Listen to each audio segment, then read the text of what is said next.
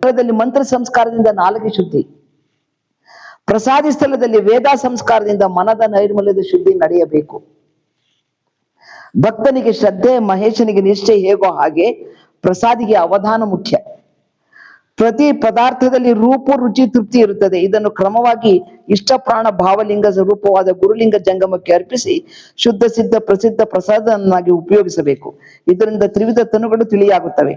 ಲಿಂಗಕ್ಕೆಂದೇ ಮುಟ್ಟಿ ಲಿಂಗಾರ್ಪಣ ಮಾಡಬೇಕು, ಅದೇ ಅಚ್ಚ ಪ್ರಸಾದ ಅಂತ ಹೇಳಿದ್ರು. ಅಂದ್ರೆ ಏನೊಂದು ಸ್ವೀಕಾರ ಮಾಡ್ತೀವಿ, ಒಂದು ಹೊರಗಿನ ಮಾತುಗಳಿರ್ಬೋದು, ಅಥವಾ ಹೊಟ್ಟೆಗೆ ತಗೊಳ್ಳುವಂತ ಪ್ರಸಾದಗಳಿರ್ಬೋದು, ಅಥವಾ ಒಳ್ಳೆ ಜ್ಞಾನ ಪಡ್ಕೊಳ್ಳೋದಿರ್ಬೋದು, ಎಲ್ಲವನ್ನು ಪರಮಾತ್ಮನಿಗೆ ಅರ್ಪಣೆ ಮಾಡನೇ ತಗೊಳ್ಬೇಕು. ಲಿಂಗ ಉಪಭೋಗ ಆಗುವಂಥದ್ದು ಅಲ್ಲಿ ಪದಾರ್ಥ ಆಗಿರ್ತೈತೆ. ಅದು ನಾನು ತಿಳ್ಕೊಂಡಾಗ, ನಾನು ಅದನ್ನ ಆಚರಣೆಗೆ ತಂದಾಗ ಅದು ಪ್ರಸಾದ ಆಗ್ತೈತೆ.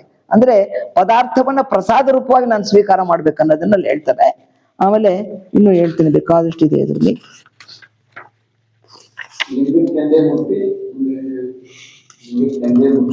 ಹ್ಞೂನ್ರಿ, ಲಿಂಗಕ್ಕೆಂದೇ ಮುಟ್ಟಿ ಇದ್ರದಲ್ಲ, ಮುಟ್ಟಿ ಲಿಂಗಾರ್ಪಣ ಮಾಡಬೇಕು.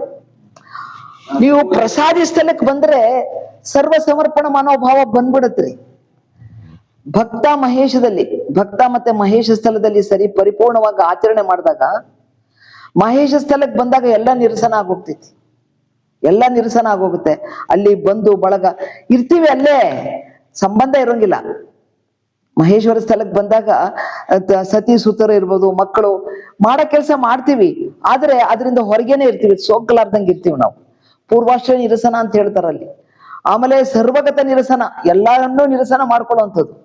ಶಿವ ಜಗನ್ಮಯ, ಎಲ್ಲಾ ಕಡೆನೂ ಪರಮಾತ್ಮ ಇದ್ದಾನೆ, ಪ್ರಕಟ ಎಲ್ಲ ಆಗ್ತಾನೆ. ಭಕ್ತ ದೇಹಿಕ ದೇಹ, ಭಕ್ತನಲ್ಲಿ ಪ್ರಕಟ ಆಗ್ತಾನ ಅವನು. ಇದರಲ್ಲಿ ಇಷ್ಟೆಲ್ಲ ಹೇಳ್ಕೊಂಡು ಅಲ್ಲಿ ಆಗಮ, ಕ್ರಿಯಾಗಮ, ಭಾವಾಗಮ, ಜ್ಞಾನಾಗಮ ಇವುಗಳನ್ನು ಸಾಧನೆ ಮಾಡಿ ನಂತರದಲ್ಲಿ ಪ್ರಸಾದಿ ಸ್ಥಳಕ್ಕೆ ಬಂದಾಗ ಅವನಿಗೆ ಶ್ರದ್ಧೆ ಮತ್ತೆ ನಿಷ್ಠೆ ಎರಡು ಬಹಳ ಸಾವಧಾನವಾಗಿ ಮಾಡ್ತಾನೆ.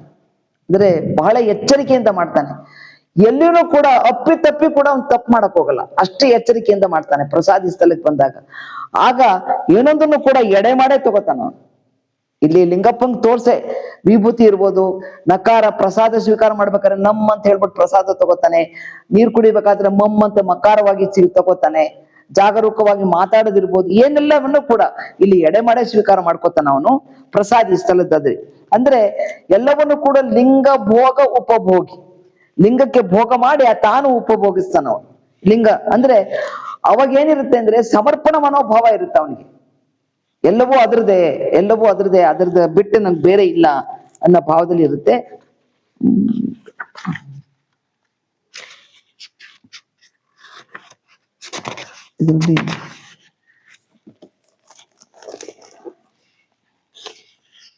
ಅದೇ ಒಲ್ಲೆನೆಂಬುದು ವೈರಾಗ್ಯ, ಒಲಿವೆನೆಂಬುದು ಕಾಯಗುಣ. ಆವ ಪದಾರ್ಥವಾದಳೇನು ತಾನಿದ್ದಡೆಗೆ ಬಂದುದ ಲಿಂಗಾರ್ಪಿತವ ಮಾಡಿ ಭೋಗಿಸುವುದೇ ಆಚಾರ. ಕೂಡಲ ಸಂಗಮ ದೇವರನ್ನು ಉಲಿಸ ಬಂದ ಪ್ರಸಾದ ಕಾಯವ ಕೆಡಿಸಬಾರದು. ಯಾವುದೋ ಸಿಕ್ತು ಅಂತೇನೋ ಇದ್ ಮಾಡ್ಕೊಂಡು ಮಾಡೋವಂಥದ್ದಲ್ಲ, ಪ್ರಸಾದ ನನಗೆ ಸಿಕ್ಕಿರುವಂಥದ್ದು. ಯಾಕೆಂದ್ರೆ ಪರಮಾತ್ಮ ನಮಗಾಗಿ ಕೊಟ್ಟಿರ್ತಕ್ಕಂಥದ್ದು ಇದು ಕಾಯ, ಹೌದಾ? ಕಾಯದಲ್ಲಿ ಅದರಲ್ಲಿ ಆಮೇಲೆ ಇದೆಲ್ಲ ನೋಡ್ರಿ. ಪದವು ಪದಾರ್ಥವು ಎಂಬರು, ಪದವಾವುದೆಂದರಿಯರು ಪದಾರ್ಥವಾವುದೆಂದರಿಯರು. ಪದವೇ ಲಿಂಗ, ಪದಾರ್ಥವೇ ಭಕ್ತ. ಇದನ್ನರಿದು ಪದಾರ್ಥವ ತಂದು ಲಿಂಗಾರ್ಪಿತವು ಮಾಡಬಲ್ಲರೆ ಕೂಡಿಕೊಂಡಿಪ್ಪ ನಮ್ಮ ಕೂಡಲ ಚನ್ನ ಸಂಗಮ ದೇವ. ಇಲ್ಲಿ ಪದ ಮತ್ತು ಪದಾರ್ಥ ಈ ವಿಶೇಷ ಪದಗಳ ಅರ್ಥವನ್ನು ಸರಿಯಾಗಿ ತಿಳಿಯಬೇಕು.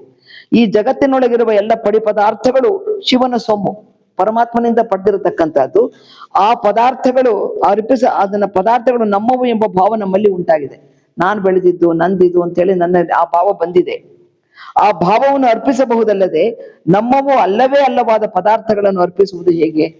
ಇದು ನಾನು ಬೀಜವನ್ನ ಭೂಮಿಯಲ್ಲಿ ಹುಟ್ಟಾಕಿನಿ, ಹಾಕಿದ್ದೀನಿ, ಬಿತ್ತನೆ ಮಾಡಿ ಅದು ಭೂಮಿಯಲ್ಲಿ ಇರತಕ್ಕಂಥ ತೇವಾಂಶವನ್ನ ಹೀರಿ ತನ್ನ ಹೊರ ಕವಚವನ್ನ ತೆಗೆಯುತ್ತೆ, ಮೊಳಕೆ ಬರುತ್ತೆ ಇರ್ಬೋದು. ಅದು ಹೊರ ಕವಚ ನಾನೇನು ಹೋಗಲ್ಲಿ ಕೆಲಸ ಮಾಡ್ತೀನ? ಇಲ್ಲ. ಆಮೇಲೆ ಬೇರ್ ಬಿಡೋದು ನಾನ್ ಮಾಡ್ತೀನ? ಮಾಡಲ್ಲ. ಮೊಳಕೆ ಆಚೆ ಹೊಡೆಯೋದು, ಇದೆಲ್ಲ ಪ್ರಕೃತಿಯಲ್ಲಿ ಪರಮಾತ್ಮನ ಒಂದು ಚಿಹ್ನೆಯ ಮೂಲಕ ಅದು ನಡ್ಕೊಂಡು ಹೋಗ್ತೈತೆ. ಇದಕ್ಕೆ ನಾನ್ ಬೆಳೆದಿದ್ದು ನಾನೇನ್ ಬೆಳೆದಿದ್ದೀನಿ? ಏನು ಬೆಳೆದಿಲ್ಲ. ಅಲ್ಲಿ ಶುದ್ಧ ಮಾಡಿ, ನೆಲ ಶುದ್ಧ ಮಾಡಿ ಬೀಜ ಬಿತ್ತನೆ ಮಾಡಿದ್ದೀನಿ ಹೊರತು ಮಿಕ್ಕಿದ್ ನಾನು ಏನು ಮಾಡಿಲ್ಲ. ಅದನ್ನ ನಾನು ಮಾಡ್ಕೋತೀನಿ, ಅದು ಮಾಡಬಾರ್ದು ಅಂತ ಹೇಳ್ತಾರೆ ಇಲ್ಲಿ.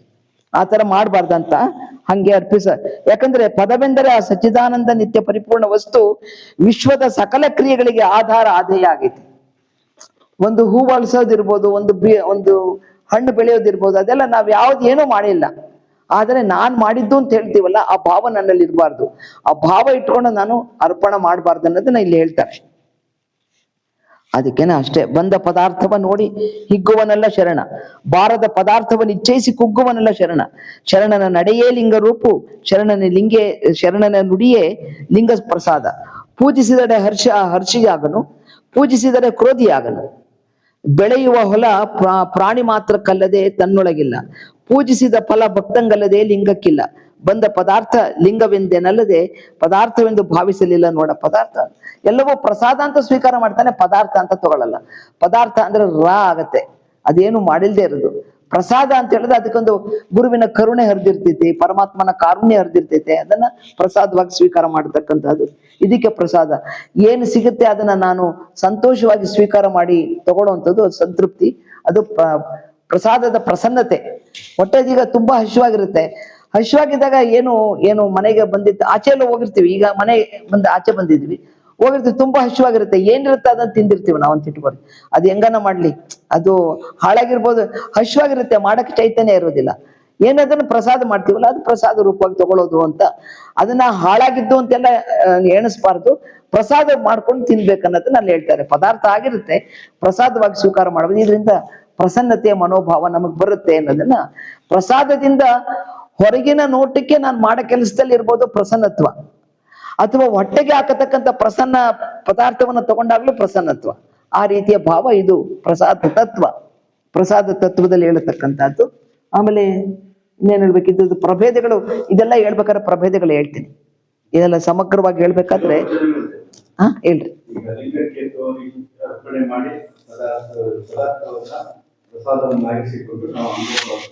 ಹೌದು, ಅಂದ್ರೆ ನಾವು ಪ್ರತಿ ಕ್ಷಣವನ್ನು ಪ್ರತಿ ಸುತ್ತನ್ನು ಲಿಂಗಕ್ಕೆ ತೋರಿಸಿದ್ದೆವು. ಚನ್ನಬಸವಣ್ಣನವರದೇ ವಚನ ಅಥವಾ ಬಸವಣ್ಣನವರ ಸುತ್ತಲೂ ಕೂಡ ಕೆಲವೊಮ್ಮೆ ಇದನ್ನ ಈ ಒಂದು ಪ್ರೋಸೆಸ್ ನ ಟೀಕೆ ಮಾಡ್ತಾರೆ. ಲಿಂಗಕ್ಕೆ ಕೊಟ್ಟು ಈ ಲಿಂಗಕ್ಕೆ ಕೊಟ್ಟು ತೆಗೆದುಕೊಳ್ಳೋದು ಬಹಳ ಸುಲಭ ಅಪ್ಪ. ಯಾಕೆಂದ್ರೆ ಅದು ಬೇಡದು ಬೆಸೆಕೊಳ್ಳೋದು. ನಿನ್ಗೆ ಏನು ಇಷ್ಟದಿಲ್ಲ, ನೀನ್ ಕೊಟ್ಟು ತಿನ್ನೋದು ನೀನೆಂಗಳಿಗೆ ಬೇಡದು ಬೆಸೆಕೊಳ್ಳೋದು.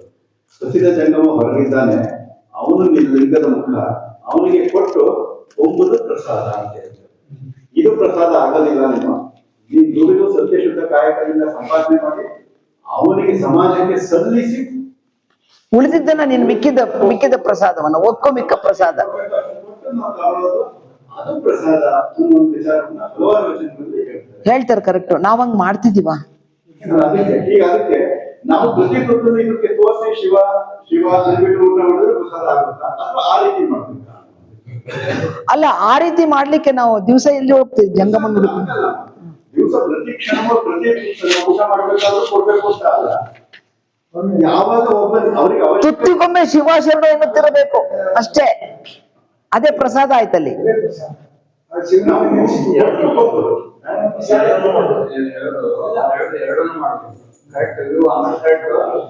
ಯಾವಾಗ ಹೇಳಿದಿರ್ತಕ್ಕಂಥ ವಚನ ಅಂದ್ಬಿಟ್ಟು ನಾವು ಎಲ್ಲ ಅರ್ಥವನ್ನು ಸಂಪನ್ನರಾಗಿರ್ಬೋದು ಆಚರಣೆ ಮಾಡುವಾಗ ಲಿಂಗ ಫಸ್ಟ್ ನಿಯಮ ಏನಿದೆ, ಪ್ರತಿ ತುತ್ತನ್ನು ಲಿಂಗಾರ್ಪಿತ ಮಾಡಿ ಹೋಗಿಸುವುದು ಆಚಾರ.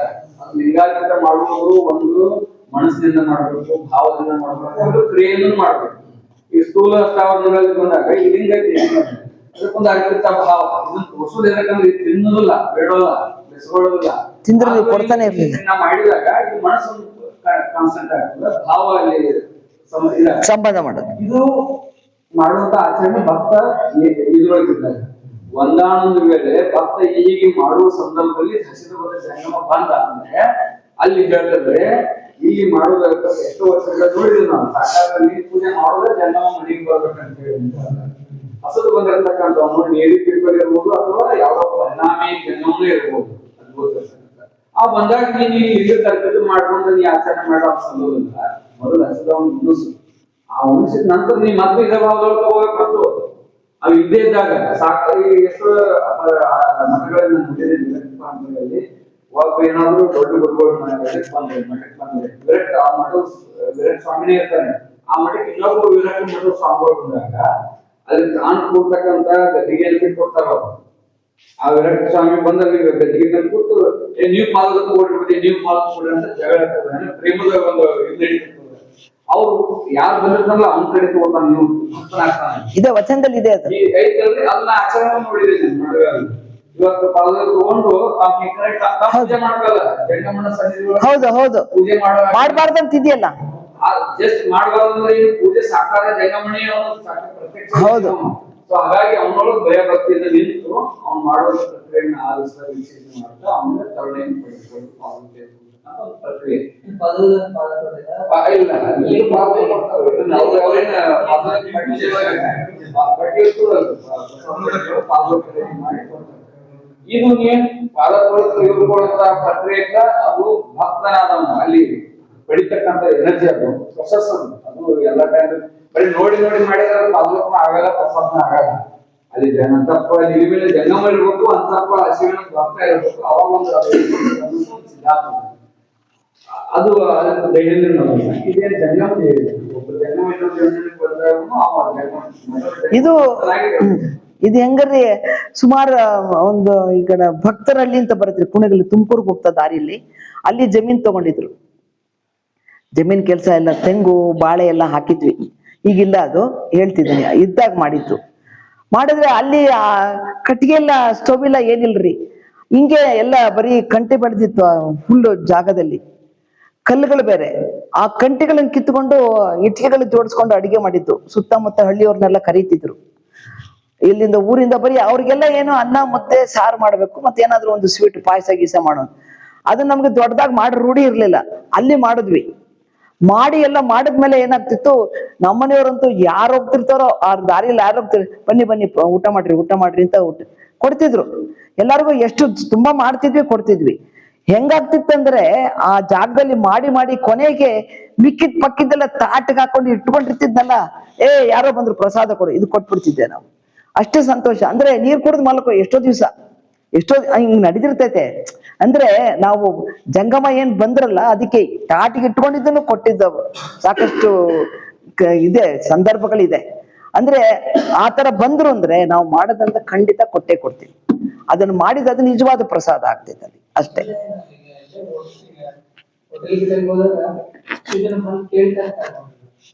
ಹೌದು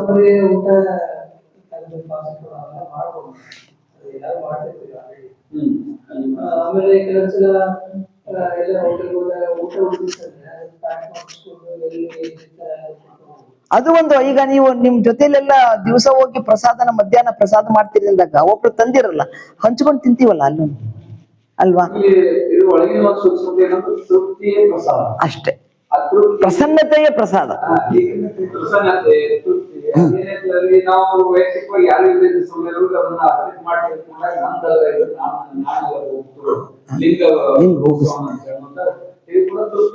ಹೌದು. ಅದೇ ಸಮಯದಲ್ಲಿ ಬಸವ ವ್ಯಕ್ತಿ ಬಂದ ಸಂದರ್ಭದಲ್ಲಿ ಅವನಿಗೆ ಪಟ್ಟು ಸಿಗುವಂತ ಅಲ್ಲಿ ತೃಪ್ತಿ ಸಿಗ್ತದೆ. ಹೌದು, ಏನೋ ಪ್ರಸನ್ನತೆ ಸಿಗ್ತದೆ, ಅದು ಪ್ರಸಾದ. ಈಗ ಎಕ್ಸಾಂಪಲ್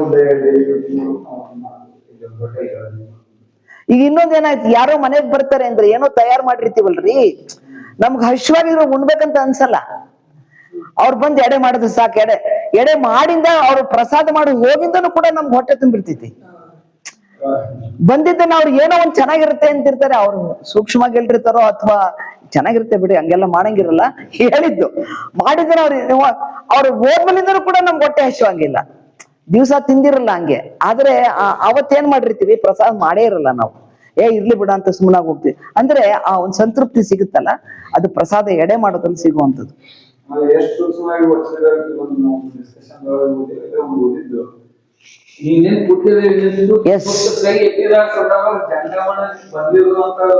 ಸುದ್ದಿ ಗೊತ್ತಾದ ತಕ್ಷಣ ಆ ಕ್ಷಣವೇ ನಿಲ್ಲಿಸ್ಬೇಕಂತ. ಹೌದು ಹೌದು ಹೌದು ಹೌದು ಹೌದು. ಎರಡು ಸತ್ಯ ಇದೆ, ಅದು ಸರಿ. ಈಗ ನೀವ್ ಹೇಳಿದ್ರಲ್ಲ ಅವ್ರ ಅಪ್ಪಾಜಿ ಮಾಡಿದ್ದಂತ ಭರಿತಾರ್ಪಣ ಅಂತ ಬರ್ತೈತ್ರಿ. ಒಂದ್ ತಾಟಿಗೆ ಇಡಿಸ್ಕೊಂಡ್ರಿ ಫಸ್ಟ್ ಎಷ್ಟಿರ್ತಾರ ಅಷ್ಟೇ. ಯಾವ್ದನ್ನು ಇಚ್ಛೆ ಪಟ್ಟು ತಿನ್ಬಾರ್ದು, ಪ್ರಸಾದವಾಗಿ ತಿನ್ಬೇಕು. ಪಕ್ಕದವ್ರ ತಾಟ್ ನೋಡಂಗಿಲ್ಲ. ನಮ್ ಕಡೆ ಒಂದ್ಸಲ ಕಾರ್ಯಕ್ರಮ ಹೋಗಿದ್ದೆ ಸಣ್ಣಪ್ಪ ಅಲ್ಲಿ ಪ್ರಸಾದ ಒಮ್ಮೆ ಇದು ವರಣ ಭಾತ ಕೊಡ್ತಾರೆ ಅನ್ನ ಒಗ್ಗರಣೆ ಅಂದ್ರೆ ಬಿಳಿ ಅನ್ನ ಅದ್ರ ಮ್ಯಾಗ ಸ್ವಲ್ಪ ಬಿಳಿ ಸಪ್ಪನ ಬ್ಯಾಳಿ ಮಾಡ್ತಾರೆ ಹಾಕ್ತಾರೆ ತಾಟ್ ಹಚ್ಕಿಸಿಂದ ಹೋಗಿ ಏನೋ ತರಕವ ಅಷ್ಟ ಪ್ರಸಾದ ಏನಾಯ್ತು ನೀವೇ ಇದ್ರ ನಾನು ಆಯ್ತು ಪ್ರಸಾದ ಅಷ್ಟ ಮುಂದ ಚಂದ ಹಂಗರಿ ಹಂಗೆ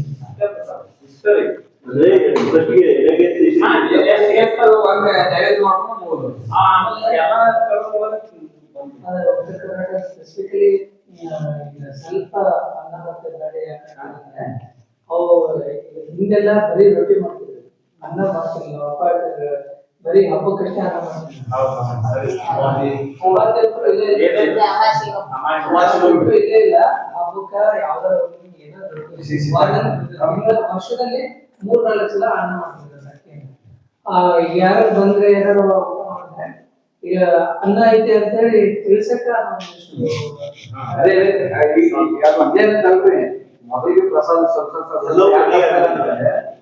ಇಷ್ಟ ಐಟಮ್ ಇದೆ ಯಾವ ತಗೋಬಹುದು ಇಲ್ಲ ಒಂದೊಂದು ಬರ್ತಾ ಹೋಗ್ತಂದ್ರೆ ಲೋಡ್ ಹಾಕ್ಬೇಕು. ಆಮೇಲೆ ಕೆಲವೊಬ್ರು ಪ್ರಸಾದದಲ್ಲಿ ಮೊದಲು ಉಪ್ಪಿಡ್ತಾರ್ರಿ.